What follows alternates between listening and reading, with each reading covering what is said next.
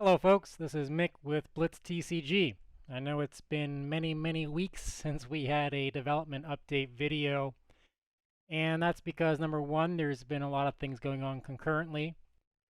Number two, I decided to recode some things that we'll take a look at today. And then most unfortunately, number three, one of my pets passed away just this past week, and as many of you know, when you lose a pet, it can be quite difficult. I mean, even sometimes more so than losing a distant family member, because you become close to your pets, as silly as that sounds. So I'll show some pictures maybe of my bunny over the screen here, and we can all wish her the best in her after bun life.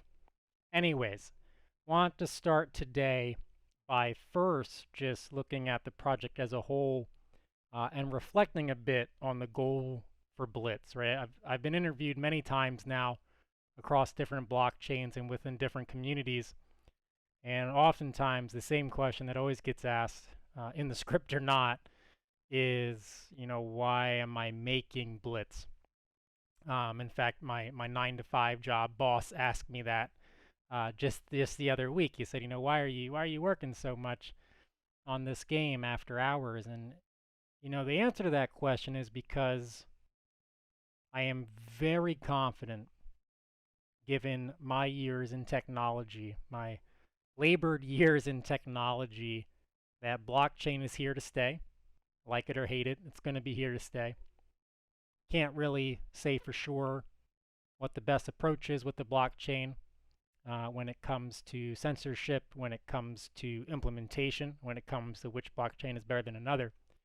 But what I do know is that the notion of a public database is unique, and it's an exciting opportunity for my generation and anybody really who is interested enough in technology to try to take that leap.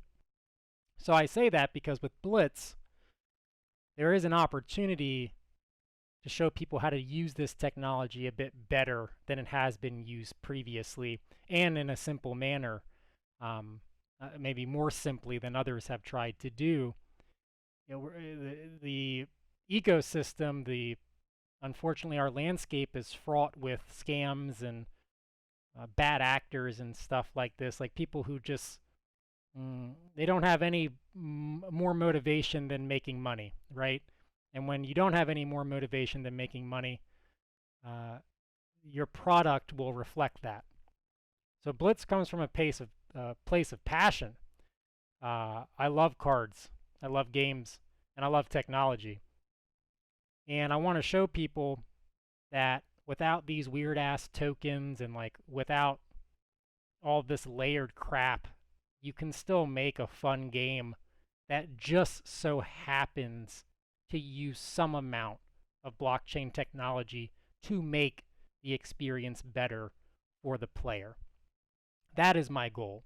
My goal with Blitz is to show people who have been uh, scammed and led astray by social media, to maybe no fault of their own, what a good game could look like on the blockchain. Not a great game, probably, but I think I can make a good game, and I hope that's enough. So to, kind of put my money where my mouth is, I'm going to do that. I'm going to show you some things, and all this is public information. I don't withhold this. You can go onto the Discord and look at this yourself. This is Blitz's spending for the past year and a half, 2 years now. I know it's over 3 years, but that's because we started late in 2021, and now it's early 2023. And you can see at this point the grand total here. And I'm not going to click into the tabs at the bottom because I don't want to, show publicly for the privacy of my team what some of those folks are being compensated. But on this page, you can see a high-level summary of all the money that I have spent to make Blitz. I have almost reached the $50,000 threshold. I don't know if that's a good thing or a bad thing, as that is all my own money. As you know, Blitz is a self-funded project. But every cent of that, I wouldn't ask for back.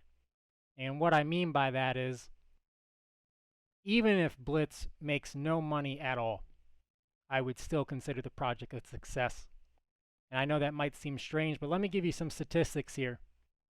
Number one, even without any product to sell, even without any game to play, Blitz already has over 100 users signed up to play the game.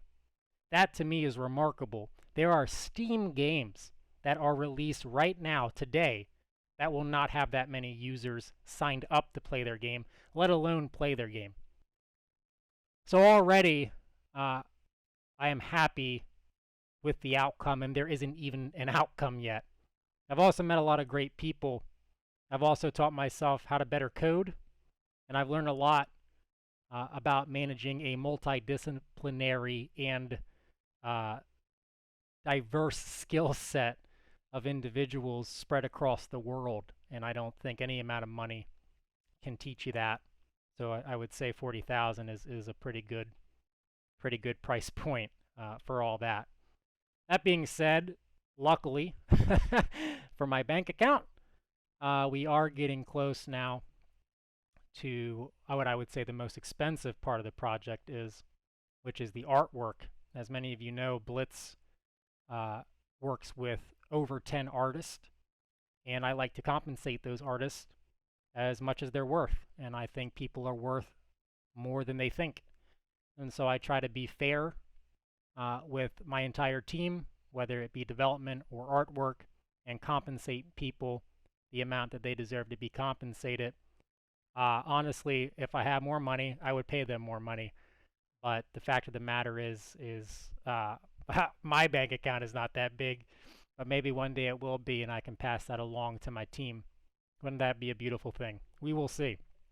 All right, that's enough of all that. Like I said, please do join the Discord. Feel free to evaluate all of that yourself. Never take some random person's word on the internet for truth.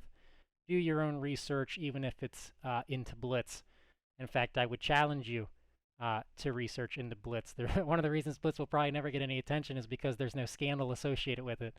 You should probably make up some damn scandal so I can get get some attention on my project.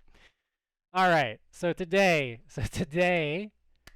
lots of cool stuff to show you. So let's get in and take a look at how the project is progressing. So not much has changed here.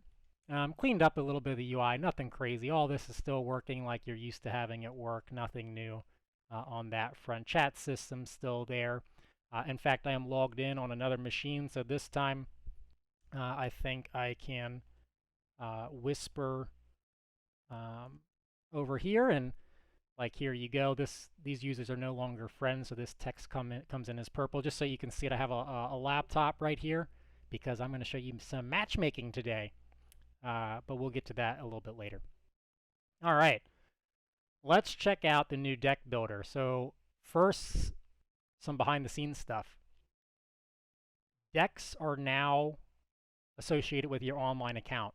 This is really the way it should have been done from the beginning, but doing so with my development partners, this is on me. I wasn't as well educated on what the best practice was in this space. I kind of came to this conclusion after they had already done the development, so I just took it onto myself to basically recode that entire data structure. The short of it is all of this is now digitized. So if I come up here and I change these deck notes, and then I log out and log in on this laptop that's beside me, these decks will follow my account. So that is really the way it should be. That is the way it is. Nothing else new here, I think, from when we showed this last time. Let's do a new deck. Let's do Nasetari. So something new here, we have sorting features on both sides of the deck. In addition, the deck builder is extremely fast now. So I recoded all of this. There is next to no delay on anything here. And of course, single clicking, double clicking, all that still works. Dragging, dropping. Oh, in fact, I don't think we had double clicking last time either. That was feedback from the last build. You can now double click cards to move them back and forth. Sorting, you can see this, so A to Z, Z to A, level 1 to 10, level 10 to 1. You can clear that sorting, and then things just come to the bottom when you drag them over. If you're already sorting from A to Z, and let's do like Z to A over here, so like card 38 popped up somewhere in here. So basically the sort stays on, it stays active once you enable it. And then, of course, you can still search. I forget, honestly, what all was available last time, but it's fancier now, okay? It does stuff that it should do. It feels really good, and you can play around with this build for yourself in the Discord if you want. It'll be posted probably in a couple days. All right, so that's great. Everybody loves Deck Builder. Don't tell me otherwise if you don't. No, I'm kidding. If you find something wrong with it that should be fixed, let me know. All right, the other thing is game boards. So this is still a little bit of a work in progress, but I think you'll get the point. And I will show you what a great game board is in just a moment when we look at matchmaking. But this is effectively your side of the field.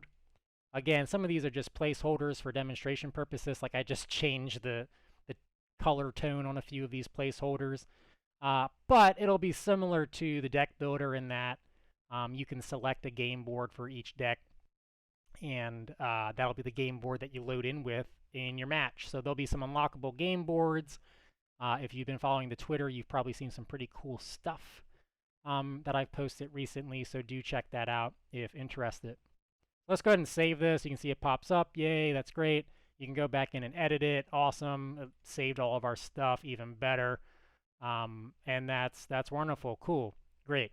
That's the deck builder. Try to break it. Let's get to what I want, and I'm sure everybody is anxious to see, because this is, you know, as a game developer, this is where you can prove that you can do what you said you could do.